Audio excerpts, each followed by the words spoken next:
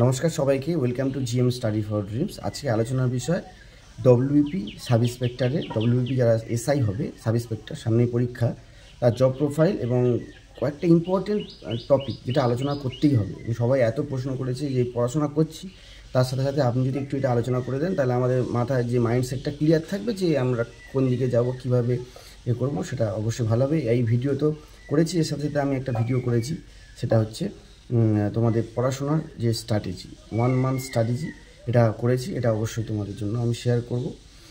এবং তোমরা এই ভিডিওটা সম্পূর্ণ দেখবে, তোমাদের নিজস্ব মনের কিছু একটা দ্বন্দ্ব থাকে, কনফ্লিক্ট থাকে, সেটা দূর হয়ে যাবে। প্রথমেই আমি কয়েকটা ভাগ করবো এই ভিডিওতে, যে কয়েকটা ছোট্ট ছোট্ট বিষয় আলোচনা করবো বলেই ছোট্ট করে ভিডিওটা শেষ করার চেষ্টা করি, যাতে তোমাদের বেশি বোরিং লাগে এবং তথ্যটা সম্পূর্ণ জানতে পারো। সবার আগে তোমাদের জানতে হবে, সাব ইন্সপেক্টর পরীক্ষা পাশ করার পরে তোমাদের ট্রেনিং পিরিয়ড হয়। তার আগে একটা ফর্ম ফিল আপের সময় ইউবি আর এবির একটা সিলেকশান থাকে। এবি অর্থাৎ আর্ম ব্রাঞ্চ, সেখানে উইথ আর্মসে ডিউটি করতে হয়। যেমন তোমাদের কিছু স্পেশাল ব্রাঞ্চ আছে, র্যাব, স্ট্র্যাকো থেকে শুরু করে যত স্পেশাল আছে, কিউআরটি থেকে শুরু করে ডিএমডি থেকে শুরু করে পশ্চিমবঙ্গে যত স্পেশাল আছে, এই স্পেশালগুলো সিআইএফ, প্রত্যেকটা স্পেশালে এবিদেরকে নিযুক্ত করা হয় বিভিন্ন ব্যাটালিয়ানে, যেখানে পুলিশ ট্রেনিং হয়। ব্যারাকপুর থেকে, কৃষ্ণনগর থেকে শুরু করে, ডাবগ্রাম থেকে শুরু করে রায়গঞ্জ, সব জায়গায় ট্রেনিং স্কুলগুলোতে এবি অফিসারদেরকে, সাব ইন্সপেক্টরদেরকে সুবেদার হিসাবে রাখা হয়। সেই ব্যাটালিয়ানের বিভিন্ন ডিউটি, ডে অফিসার, ম্যাগাজিন গার্ডের বিভিন্ন ভিজিটিং, বিভিন্ন ডিউটির জন্য সেখানে পোস্টিং তাদেরকে দেওয়া হয়। আর ইউবি একটা থাকে, একটা এবি হলে একটা ইউবি থাকে। ইউবিটা কি, থানা ফাঁড়িতে, বিভিন্ন থানা ফাঁড়িতে ল, মানে আইন নিয়ে, মানে বিভিন্ন ক্রিমিনালদের সাথে এবং ওঠা বসা, মানে তাদেরকে অ্যারেস্ট করা, অল দ্য টাইম কোর্টের ঝামেলায় থাকা। আইসি অর্থাৎ তাদের যে সাব ইন্সপেক্টরের ঠিক উপরে একটা, তারা ইন্সপেক্টর, গেজেটেড ইন্সপেক্টর, আইসি, তাদের আন্ডারে থেকে বা ডিএসপি এবং এসপিদের আন্ডারে থেকে নিজে একটু কাজ শেখা অ্যাজ এ পিএসআই হিসাবে। তাহলে এইটা হয়, ফর্ম ফিল আপের সময় এটা জানতে হয়। তারপরে ট্রেনিংটা হয় প্রায় 12 মাসের ট্রেনিং হয় প্রায়। তো স্বামী বিবেকানন্দ স্পোর্টস, যেটা আমাদের ট্রেনিং সেন্টার আছে, এসবিএসপিএ পুলিশ একাডেমি, ঠিক আছে, ব্যারাকপুরে, এখানেই ট্রেনিং হয়। আর পুলিশ ট্রেনিং স্কুল সালুয়াতে ট্রেনিং হয় কিছু। তাহলে এই ট্রেনিং পিরিয়ডে তোমাদের অনেকটা লং পিরিয়ড, এই সময়টা মাঝখানে বাড়িঘর আসা যায় না। যায় কখন, কোনো কারণে যদি ট্রেনিং সেন্টার থেকে একদিনের জন্য ছুটি দেওয়া হয়, বা কোথাও হয়তো ডিউটি দিল, তোমার এরিয়াতে কোথাও কাছাকাছি হলো, তুমি একদিনের জন্য বাড়ি এলে, ঠিক আছে, একটা খুব সুন্দর মুহূর্ত বাড়ি আসা, পুলিশ অফিসারের ট্রেনিং থাকতে বাড়ি আসা।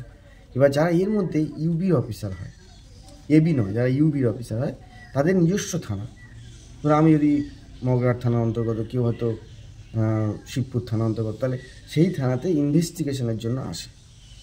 কীরকম, খুব ভালো একটা এক্সাইটিং ব্যাপার যে লোকাল থানায় এলো, এসে সেখানকার সমস্ত চার্জ বুঝে নিয়ে এরিয়া পেট্রোলিং, আরটি ডিউটি হয়, তারপর ল অ্যান্ড অর্ডার কিছু ডিউটি হয়, এগুলো করলো, কেসগুলো দেখলো, কীভাবে কেস ডায়েরি লেখা হয়, কীভাবে একটা ওয়ারেন্ট জারি হয়, কীভাবে অ্যারেস্ট, এগুলো সব নতুন তার কাছে। সে আগে একটা সাধারণ লোক ছিল, আমাদের মতো, তোমাদের মতো সবাই সাধারণ ছিল, তখন এগুলো দেখে, সেই ইউবির অফিসার হয়।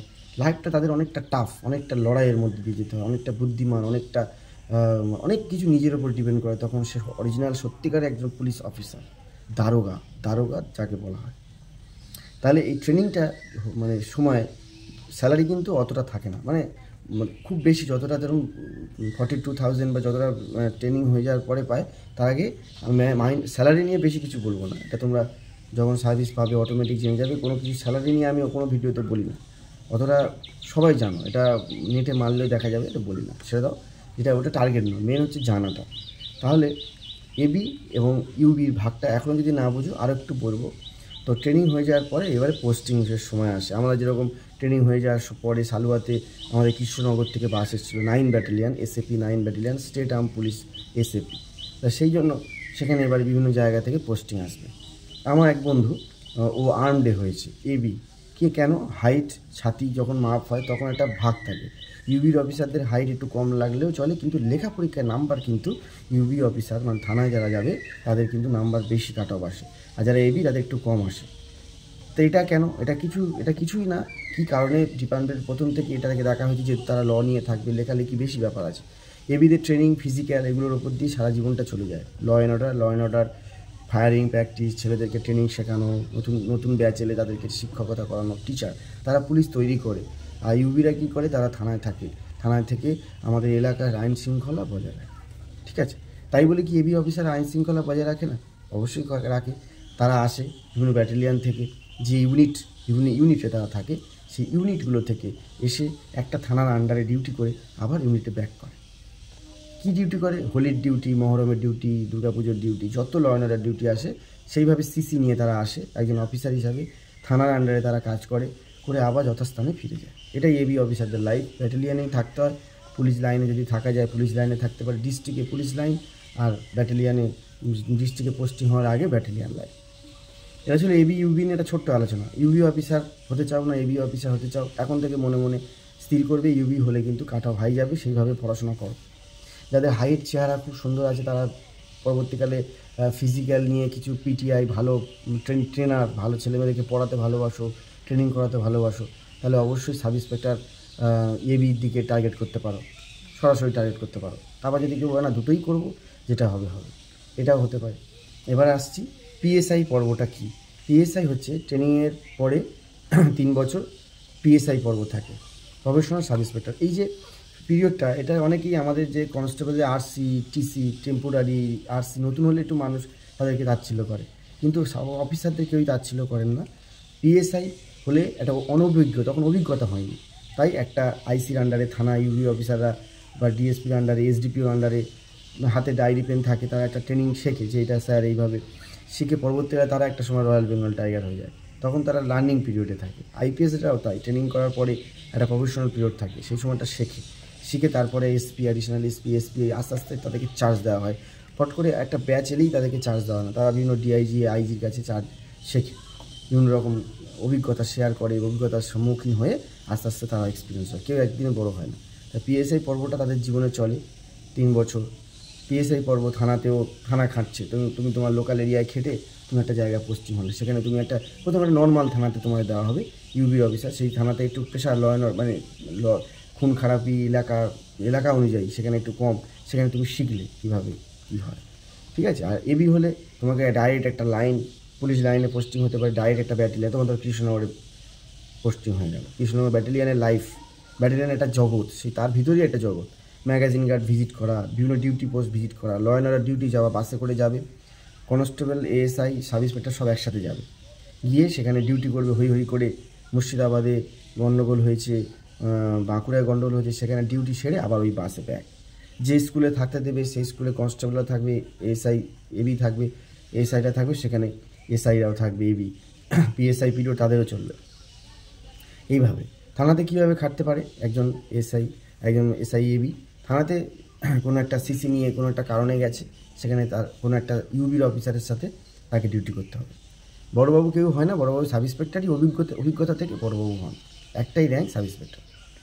তাহলে এইবারে গেল আমি বললাম, আর সাব ইন্সপেক্টরের পরীক্ষা দিয়ে যারা চাকরি পায় তারা আস্তে আস্তে, যারা বয়স কম থাকে, আরও কেউ 22 বছর পেয়ে গেল, তারা প্রমোশন হয়ে সাব ইন্সপেক্টর থেকে ডাইরেক্ট ইন্সপেক্টর থেকে ডিএসপি থেকে তারপরে অ্যাডিশনাল অনেক দূর যেতে পারে। তাই যদি কেউ অল্প বয়সে ডাইরেক্ট সাব ইন্সপেক্টর পাও, তারা কিন্তু জীবনে অনেক দূর পর্যন্ত পৌঁছতে পারবে। কিন্তু যদি অল্প বয়সে তুমি কনস্টেবল পাও, তুমি বেশি দূর পৌঁছতে পারবে না, খুব বেশি দূর পৌঁছতে পারবে না, মানে প্রমোশন নিয়ে খুব বেশি দূর যাওয়া যায় না। সর্বোচ্চ তুমি ইন্সপেক্টর যেতে পারো, আর খুব বয়স কম থাকলে সেটা ডিএসপি, রেয়ার। সাব ইন্সপেক্টরের জব প্রোফাইল যখনই বলতে যাবে, একটা সাব ইন্সপেক্টর তিনি একজন পুলিশ অফিসার, সবসময় এটা মাথায় রাখবে যে অফিসারদের সব জায়গায় সম্মান থাকে, তুমি যেখানেই ল অ্যান্ড অর্ডার যাবে, কনস্টেবলদের যে এক ঢালাই জায়গায় থাকতে দেবে, অফিসারদের জন্য আলাদা ঘরের ব্যবস্থা আছে, আলাদা জায়গার ব্যবস্থা আছে, সেখানে তারা থাকতে পারবে। এবং ব্যাটালিয়ানে থাকলে সেখানে নিজস্ব পুলিশ কোয়ার্টার দেওয়া আছে, সেখানে সাব ইন্সপেক্টররা, এবির অফিসাররা তাদের ফ্যামিলি নিয়ে থাকতে পারে, ইউবির অফিসাররা থানায় তাদের ফ্যামিলি নিয়ে থাকতে পারে। তবে একটা থানা 2 বছর থাকলে, 1 বছর থাকলে আবার ট্রান্সফার হয় একটা থানায়, সেখানে ফ্যামিলিগুলোকে নিয়ে এবং কন্টিনিউ শিডিউল চেঞ্জ করে ঘুরতে হয়। ওভারঅল এইগুলো কিচ্ছু ভাবার দরকার নেই, এটা জাস্ট তোমাদের সামনে একটা ক্লিয়ারেন্স দিলাম। এবার দৌড় আছে, যারা ফিটনেস ধরে রাখবে, তারা বিভিন্ন ট্রেনিং রিলেটেড যে সেন্টারগুলো আছে সেখানে এবির অফিসার ঢুকতে পারবে। ইউবির মধ্যে যারা ভালো খাতা কলমে কাজ করতে পারবে, তারা বিভিন্ন ডেপুটেশন, সিআইডি, বিভিন্ন আইবি, তারপর বিভিন্ন পুলিশ ডাইরেক্টরের বিভিন্ন ভবন এইসব জায়গায় তারা অফিস ডিউটিও করতে পারবে। তাদের থানা লাইফ থেকে বেরিয়ে তারা বিভিন্ন ইকোনমিক অফেন্স থেকে শুরু করে বিভিন্ন জায়গায় ডিউটি করতে পারবে।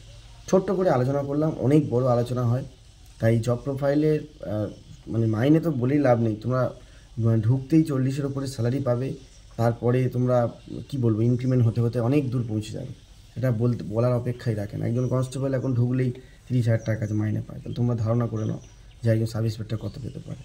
ভিডিওটা আমি খুব বেশি হলেও মোটামুটি আলোচনা করতে পেরেছি, তোমাদের ধারণা ক্লিয়ার করার চেষ্টা করেছি।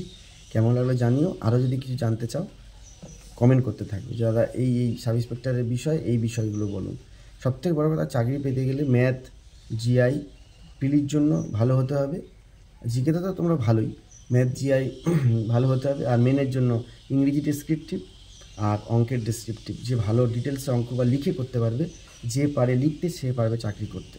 এই বলে ভিডিওটা শেষ করলাম। ভালো থেকো, অফিসার হিসাবে শপথ নিও, প্রত্যেকে ভালো থেকো, ভালো জায়গায় যাওয়ার জন্য নিজেকে সেভাবে তৈরি করো। ভিডিওটা শেয়ার করবে বন্ধুদের কাছে এবং সাবস্ক্রাইব করবে চ্যানেলটি।